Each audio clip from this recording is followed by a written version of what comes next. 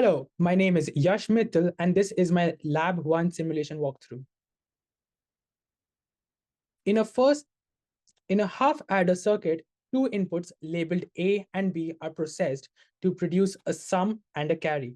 The XOR gate takes A and B to output the sum, which is high when A and B differ. That is, one is high, and low when A and B are the same.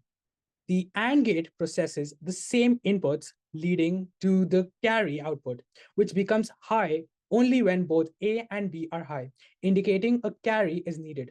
The setup effectively allows for the addition of two single-bit numbers. When we look at the waveform for the half adder, we see two input signals switching between high and low. The sum waveform flips to high when we have one high input, showing a binary number of 1 and low otherwise. The carry waveform only goes high when both inputs are high, indicating we've carried over to the next bit. Next up is the incrementer.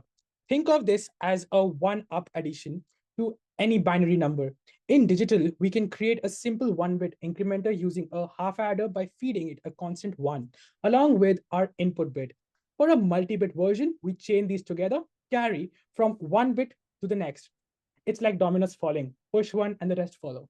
In the GTK wave simulation of an incrementer, we observe two inputs, A cycling through 16 hexadecimal values 0 to F, and inc, a binary signal A represents the base number incrementing. The inc toggles high, signaling addition. The output Y reflects this increment in hexadecimal, mirroring A's progression plus 1. Whenever inc is active, the carry output, a binary indicator, goes high only when A reaches F in inc is applied, signaling an overflow. This setup effectively demonstrates hexadecimal counting and binary carryout, offering a visual insight into incrementer operations within digital logic circuits through changing highs and lows.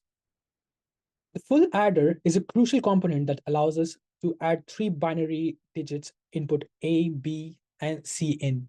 The XOR gate processes input A and B to produce the sum output, which we often refer to as C out. The full adder employs a more comprehensive approach. It uses three AND gates, each taking a different pair of inputs, A and B, A, C in, and B and C.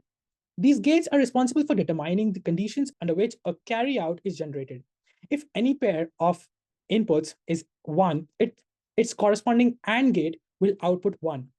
The OR gate then takes these three outputs and combines them, producing a 1 for the carry output if any of the AND gates signal a carry. Now let's look at the waveforms of the full adder. We have three inputs, A, B, and C in.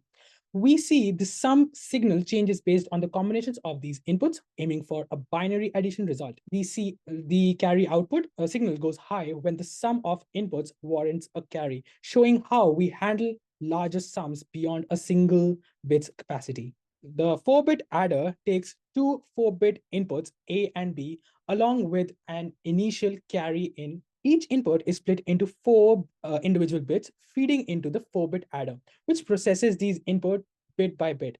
The output includes a carry out, essential for chaining adders for more extensive operations. Two 4-bit adders are used with their carry outputs connected to an XOR gate, indicating an overflow. If the final sum exceeds the representable range, the sum outputs are merged into a single 4-bit output representing the additional result. Here, the waveforms get more interesting. We input two 4-variable numbers and possibly an initial carry in. The output Y shows the sum of these inputs as a 4-bit number transitioning through various highs and lows as the input changes. The carry out might go high if the final addition result is a carry beyond the 4th bit. The overflow signal obtained through an XOR gate connected to the carries, the two 4-bit adders, indicates whether the sum exceeds the 4-bit limit, flipping high in that scenario. Thank you for listening to this walkthrough of my digital design lab.